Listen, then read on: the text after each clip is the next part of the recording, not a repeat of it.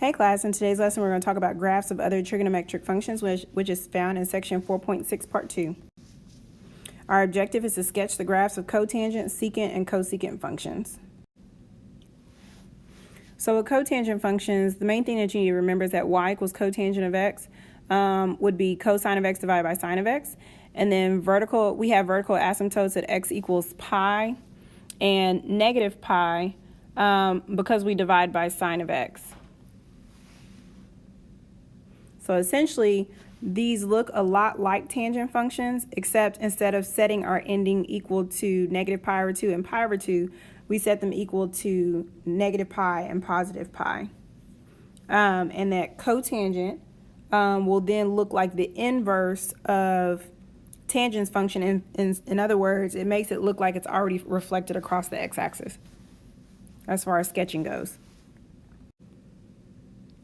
Okay, to sketch the graph of a cotangent function, we're going to first, again, start by setting our ending equal to 0. And this one is going to be set equal to 0 and pi. So for our asymptotes, we're going to have x over 3 equal to 0 and x over 3 equal to pi. If I multiply both of these by 3,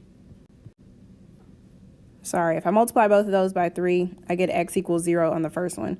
On the second one, if I multiply by 3, I get x equal to 3 pi. All right, so when we graph, we're going to have an asymptote at 0. We're going to have another asymptote at 3 pi. I'm going to have another asymptote at 6 pi, right, every 3 pi. Then I'm going to have another asymptote at 9 pi.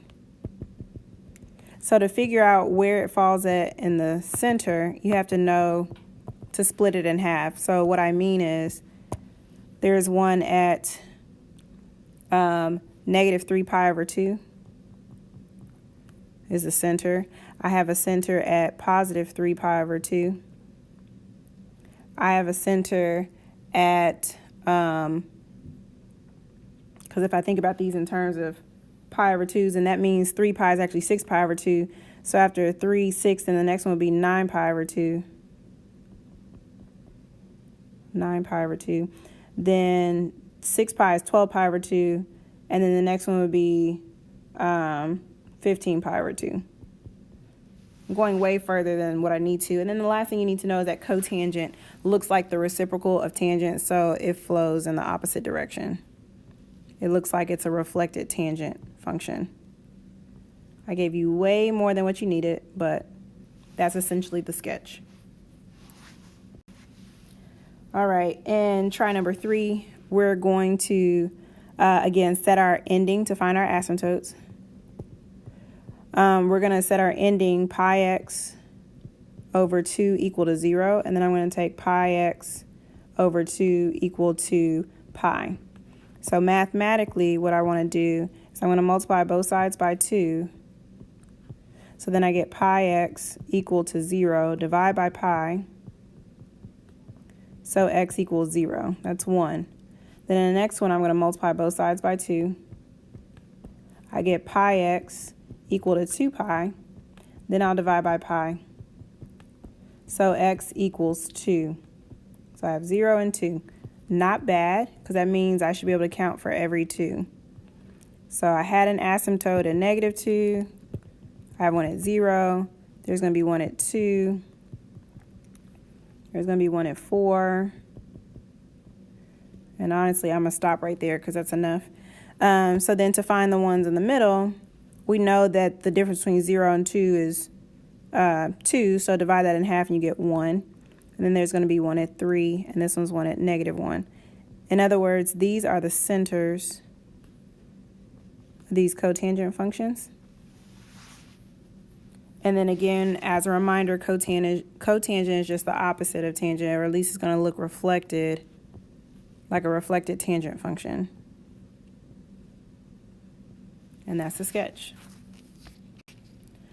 So just some other bits of information about reciprocal functions. So as a reminder, cosecant x is 1 divided by sine x, and that secant x is 1 divided by cosine x. So tangent x and secant x are similar in that they have vertical asymptotes at pi over 2, and then cotangent x and cosecant x are similar in that they have vertical asymptotes at x equals pi. So you can see the sketches of these graphs. You see what cosecant x looks like. That would be right here. Cosecant x essentially is just, it's